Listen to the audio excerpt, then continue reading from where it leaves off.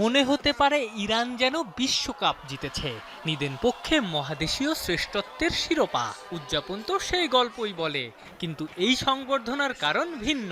ইরানের ফুটবল দল বিশ্বকাপ খেলতে যাওয়ার আগে পেয়েছে বিদায়ী সংবর্ধনা। বিশ্বকাপে ইরান খেলবে কি খেলবে না এখনো নিশ্চিত না, কিন্তু তাই বলে কি আনন্দ থেমে থাকবে?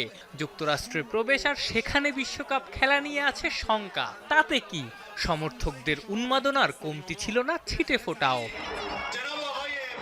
বুধবার রাতে তেহরানে ইনকিলাব চত্বরে এই সংবর্ধনার আয়োজন করা হয়। মঞ্চে দাঁড়িয়ে খেলোয়াড়রা দর্শকদের ধন্যবাদ দেন, বিশ্বকাপে নিজেদের স্বপ্নের কথা জানান।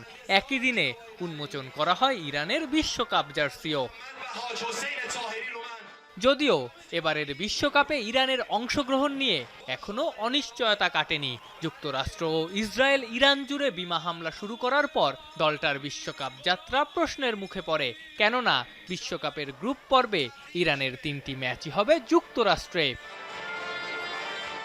2 সপ্তাহ আগে কানাডায় অনুষ্ঠিত ফিফা কংগ্রেসে যোগ দিতে গিয়েও দেশটায় প্রবেশের অনুমতি পাননি দেশটার ফুটবল ফেডারেশন সভাপতি।